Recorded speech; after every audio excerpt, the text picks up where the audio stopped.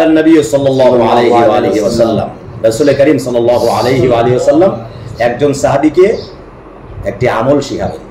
কি শিখাবেন? আমল শিখাবেন। হাদিসটি তিরমিজিতে আছে। কোথায়? তিরমিজি। হাদিসটি সহিহ, এমনকি ইমাম আলবানী সাহাহাহুল আলবানী, ইমাম আলবানী ওটাকে সহিহ বলেছেন। আলবানী কার নাম জানেন? আলবানী রাহিমাহুল্লাহ হচ্ছেন বিগত শতাব্দীর অন্যতম বিশেষ মুহাদ্দিসের নাম। আন আব্দুল্লাহ ইবনে বুসরিন রাদিয়াল্লাহু আনহু, আব্দুল্লাহ নাম হলো আব্দুল্লাহ, সাহাবীর নাম কি? আব্দুল্লাহ। রাওয়ি বলেন, রাওয়ি, রামি না রাওয়ি, রাওয়ি মানে বর্ণনাকারী, বর্ণনাকারীর নাম কি? আব্দুল্লাহ। পিতার নাম হলো বুসর। তাহলে আব্দুল্লাহ ইবনে বুসরিন মিন আন আব্দুল্লাহ ইবনে বুসরিন রাদিয়াল্লাহু আনহু, তিনি বলতেছেন আন্না রাজুলান ক্বাল, এক ব্যক্তি রাসূল করিম সাল্লাল্লাহু আলাইহি ওয়া আলিহি ওয়াসাল্লামের কাছে এসে বলছে, ইন্না শারাইআল ইসলাম, ইসলামের বিধানাবলী কদ কাসুরাত আলাইয়া, আমার উপরে অনেক বেশি হয়ে গেছে। ইসলামের বিধানাবলী কি হয়েছে? আমার উপরে ফরজ বিধানাবলী তো করেই, কিন্তু অন্যান্য যে নফল কাজগুলি আছে না, এগুলি তার কাছে একটু বেশি বেশি ভারী ভারী মনে হচ্ছে। তো সে বলতেছে, আখবিরনি বিশাইইন আতাশাব্বাতু বিহি, ফাখবিরনি বিশাইইন আতাশাব্বাতু বিহি, আমাকে এমন একটি বিষয় বলুন যেটা আমি আঁকড়ে ধরে থাকবো। সুবহানাল্লাহ, একটা বিষয় বলে যান, ওটা আমি আমার সাথে লাগিয়ে রাখবো।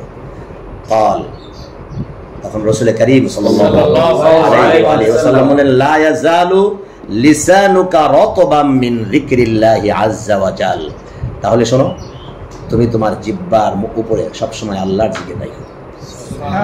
মানে তোমার জিহ্বাকে আর্দ্র রাখবে, সচল রাখবে, কি দিয়ে?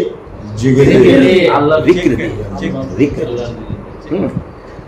সুবহানাল্লাহ পড়ো, আলহামদুলিল্লাহ পড়ো, লা ইলাহা ইল্লাল্লাহ পড়ো, আস্তাগফিরুল্লাহ পড়ো, লা হাওলা ওয়ালা কুওয়াতা ইল্লা বিল্লাহ পড়ো, লা হাওলা ওয়ালা কুওয়াতা ইল্লা বিল্লাহ, লা হাওলা ওয়ালা কুওয়াতা ইল্লা বিল্লাহ। আল্লাহ সুবহানাহু ওয়া তাআলার আরশ তো পানির উপরে ছিল, ওয়া কানা আরশুহু আলাল মা, এখন আরশ বহন করে আছে ফেরেশতারা। কারা? 8 জন ফেরেশতা, 4 জন এখন বহন করে আছে, কিয়ামতের দিনে 8 জন বহন করবে। এই মালাইকাদেরকে আল্লাহ সৃষ্টি করলেন, এরপরে বললেন তোমরা আরশ বহন করো। মালাইকারা দেখে আরশ এত বড়, আরশ হলো আল্লাহর সবচেয়ে বড় সৃষ্টি। কত বড় সৃষ্টি? এই পৃথিবীর চেয়ে সূর্য কত বড়? 13 লক্ষ গুণ। সূর্যের চাইতে এরকম কয়েক হাজার গুণ বড়, কয়েক কোটি গুণ বড়, কয়েকশো কোটি গুণ বড় এরকম সূর্য, এরকম তারকা আল্লাহ মহাশূন্যে বানায় রাখছে। আর এরকম বড় বড় তারকা 10,000 কোটির উপরে, মানে এক একটা গ্যালাক্সির মধ্যে থাকে। বিজ্ঞানীদের গবেষণা হলো এরকম মহাশূন্য, এরকম গ্যালাক্সির সংখ্যা আছে 40,000 কোটির উপরে।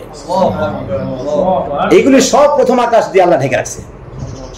যা বললাম না অল্প করে, এগুলি সব কোন আকাশের নিচে? তাহলে প্রথম আকাশগুলো সবগুলো যেতে বড়, যেটা ঢাকে ওটা বড় হয় না? আপনার মাথা বড় না ছাতা বড়? ছাতা বড় না হলে তো মাথায় রোদ লাগবে, তো ভিজে দেবো, তাই না? এই জন্য যেটা ঢাকে ওটা বড় হয়। তো এই জন্য প্রথম আকাশ সবকিছু যেতে বড়, আর প্রথম আকাশকে ঢেকে রেখেছে আবার দ্বিতীয় আকাশ। তাহলে দ্বিতীয় আকাশ আরো বড়, দ্বিতীয় আকাশকে আবার তৃতীয় আকাশ ঢেকে রাখছে। এরকম কয়টা আকাশ? তাহলে চতুর্থ আকাশ সবচেয়ে বড়। চতুর্থ আকাশের উপর আছে কুরসি, কুরসি আবার আকাশ জমিনে সবটা ঢেকে রাখছে। কুরসি ঢেকে রাখছে আকাশ জমিনকে সবটা ঢেকে রাখছে কুরসি। তাহলে কুরসি সবকিছু যদি বড় না? রাসূল করিম সাল্লাল্লাহু আলাইহি ওয়াসাল্লাম বলছেন যে কুরসিকে যদি আরশের সামনে ধরা হয়, তাহলে বিশাল ফুটবল খেলার মাঠের মধ্যে একটা মার্বেল ফেলে দিলে যেরকম হয়, ওই আরশের সামনে কুরসির অবস্থা হলো এরকম। বিশাল এক ফুটবল মাঠের মধ্যে, ফুটবল খেলার যে মাঠ আছে ওটার মধ্যে যদি একটা মার্বেল ছিল না, গুলি আর কি ঠুস করে মাঠে আগে, এই গুলি যদি ওখানে ছাড়া হয়, তাহলে ওটার আকৃতি আরশের কাছে কুরসির আকৃতি এরকম।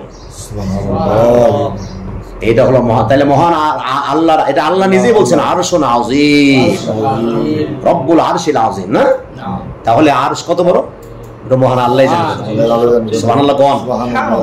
এই আরশ আল্লাহ সৃষ্টি করে ওই মালাইকাদেরকে বলছে এটা তোমরা উঁচা করো, এটা তোমরা বহন করে আসো। মালাইকারা বলে এটাকে আমরা পারবো, এটা কি সম্ভব? তখন আল্লাহ সুবহানাহু ওয়া তাআলা শিখালেন, বলো লা হাওলা ওয়ালা কুওয়াতা ইল্লা বিল্লাহ। লা হাওলা ওয়ালা কুওয়াতা ইল্লা বিল্লাহ বলছে, আরশ উঁচা করে ফেলেছে। সুবহানাল্লাহ কোন। তাহলে কি বুঝলেন শিক্ষা আছে নাকি? অন্ত কি শিক্ষা?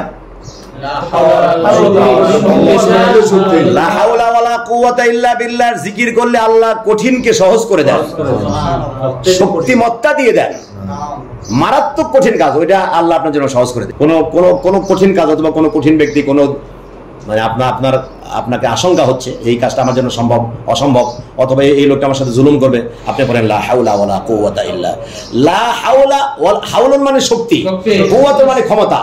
হাওলান মানে ক্ষমতা, কুওয়াতা মানে শক্তি। লা হাওলা ওয়ালা কুওয়াতা, কারো কোনো সাধ্য নাই, শক্তি নাই, সামর্থ্য নাই, কিচ্ছু নাই, ওয়ালা ইল্লা বিল্লাহ, আল্লাহ ছাড়া।